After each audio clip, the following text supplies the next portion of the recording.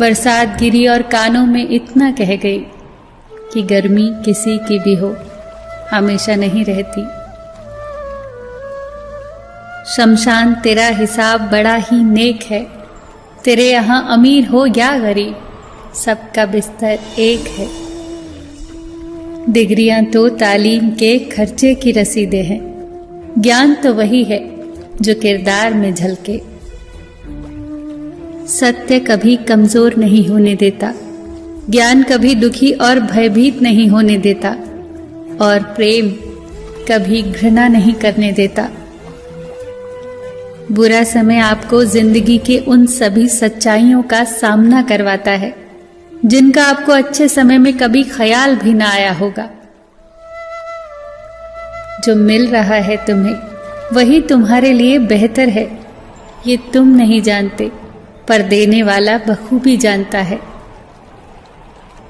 धैर्य कड़वा हो सकता है, परंतु उसका फल सदैव मीठा ही होता है। जिंदगी में सोच का अंधेरा रात के अंधेरे से ज्यादा खतरनाक होता है, इसीलिए जिंदगी में चिंता नहीं बल्कि चिंतन करें। नरक के 3 द्वार हैं, वासना, लालच और क्रोध। क्रोध मस्तिष्क के दीपक को बुझा देता है। क्रोध आने पर चिल्लाने के लिए ताकत नहीं चाहिए, पर क्रोध आने पर चुप रहने के लिए बहुत ताकत चाहिए। मौन सबसे अच्छा उत्तर है किसी ऐसे व्यक्ति के लिए जो आपके शब्दों का महत्व न समझे। किसी व्यक्ति के प्रति इतना भी समर्पण नहीं होना चाहिए कि आप स्वयं को ही धीरे धीरे खोने लग जाएं। अपने कर्म पर अपना मन लगाओ, ना कि उसके फल पर। जैसे तेल समाप्त हो जाने पर दीपक बुझ जाता है, उसी प्रकार कर्म के क्षीण हो जाने पर भाग्य भी नष्ट हो जाता है। प्रार्थना और ध्यान इंसान के लिए बहुत आवश्यक है। प्रार्थना में भगवान आपकी बात सुनता है और ध्यान में आप भगवान की बात सुनते हैं। घर तब तक नहीं टूटता जब तक फैसला बड़ों के हाथ में होता है, पर जब घर का हर कोई बड़ा बनने लगे तो फिर घर टूटने में देर नहीं लगती। मजाक में अक्सर इंसान दिल की बात बोल जाता है, बस समझने वाले समझ जाते हैं और ना समझने वाले उसे मजाक समझकर भूल जाते हैं। लड़ लो, झगड़ लो, पर परिवार से अलग होने की कभी मत सोचो, क्योंकि उन पत्तों की कोई कद्र नहीं होती जो पेड़ से अलग होकर गिर जाते हैं। कोई टूटे तो उसे सजाना सीखो, कोई रूठे तो उसे मनाना सीखो। रिश्ते तो मिलते हैं मुकद्दर से, बस उन्हें खूबसूरती से निभाना सीखो। सबका ख्याल रखो, पर अपना भी ख्याल रखो। हमेशा मुस्कुराते रहो, कभी अपने लिए तो कभी अपनों के लिए।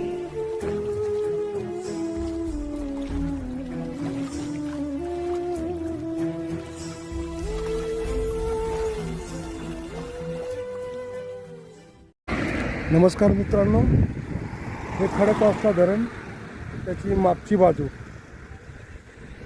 हा आजूबाजूचा परिसर,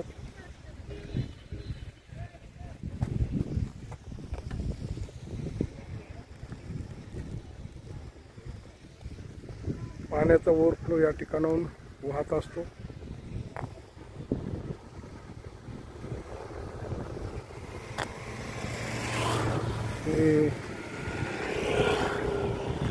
हा पूल आहे, त्या पुलाच्या खालून ज्यादा पाणी झाल्यानंतर ते वाहत असतो।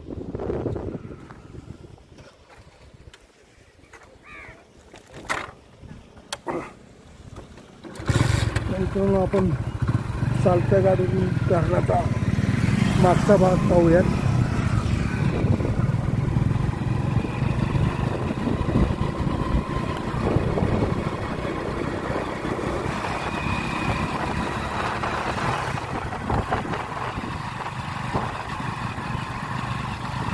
खडकवासला धरणाचा मागील भाग, भिंत आणि धरणाच्या खालून जाणारा हा गाड्यांचा मार्ग, वाहतुकीचा मार्ग.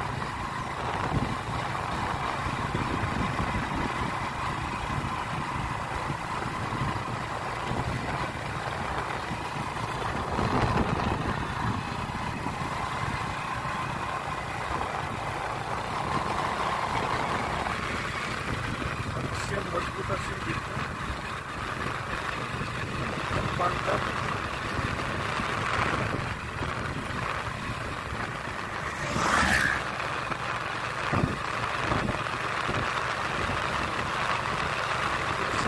साली पाचशे धरण फुटल्यानंतर हे धरण फोडण्यात आलं होतं. इतकं मजबूत धरण होतं.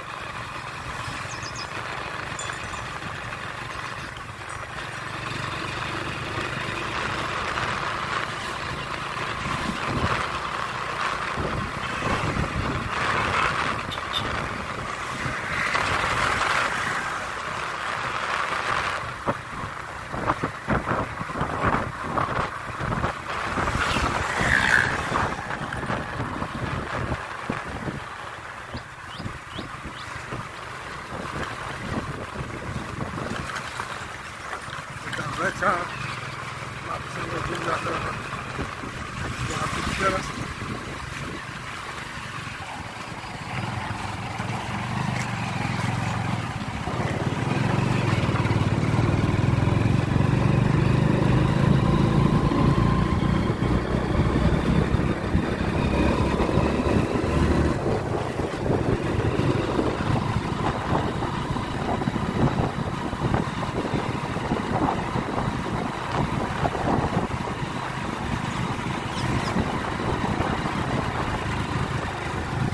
समोर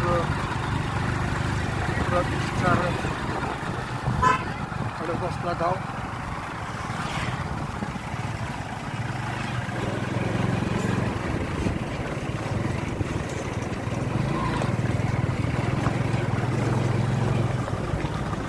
आणि हा मेन प्रभाव. धन्यवाद मित्रांनो. व्हिडिओ आवडल्यास लाईक करा, शेअर करा, कॉमेंट्स करा. धन्यवाद.